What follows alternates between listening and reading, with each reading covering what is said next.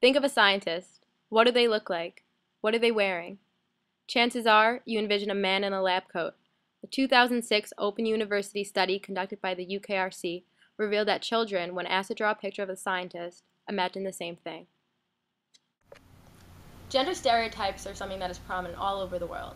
The UK in particular has seen the effect of such gender biases on the presence of women in the science, engineering, and technology workforce, to such an extent that underrepresentation in the UK is bigger than some of the biggest economies in the world, such as India.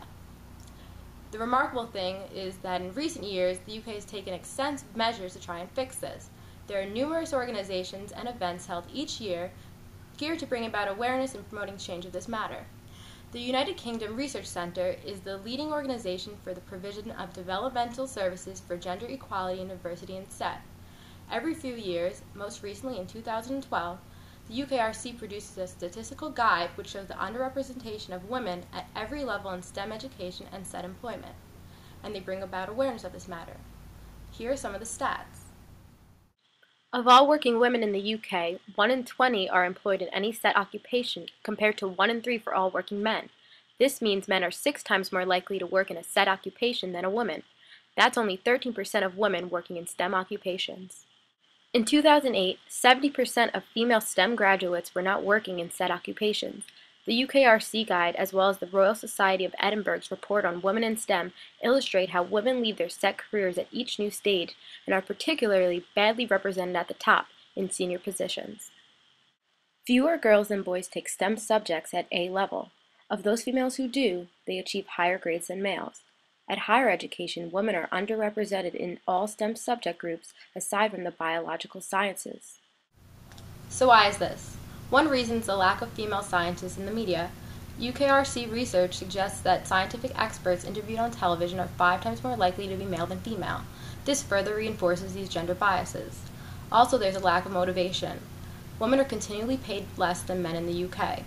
Also, the UKRC observes a phenomenon referred to as the leaky pipeline effect that sees the presence of women in STEM driving off at higher levels of education. Further, women are rarely seen in senior positions in the SET workforce. This can be attributed to the number of women taking leave from their jobs in order to start families.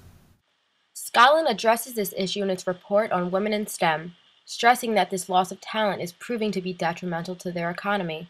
The UKRC also argues that the UK needs more scientists, engineers, and technologists at every level for economic recovery and to develop innovation capacity. So what's being done? Fortunately, great steps have already been taken to try to level the playing field.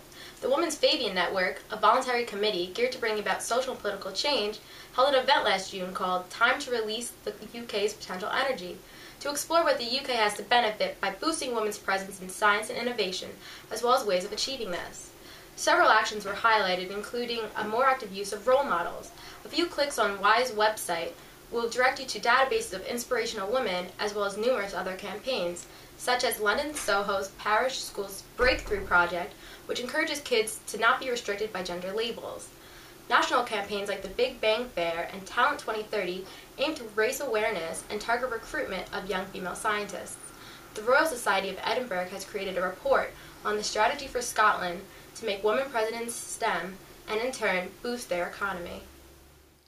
The report's proposed plan of action recommends several things, including legislation to make parental leave more flexible and the implementation of annual gender equity evaluations for businesses.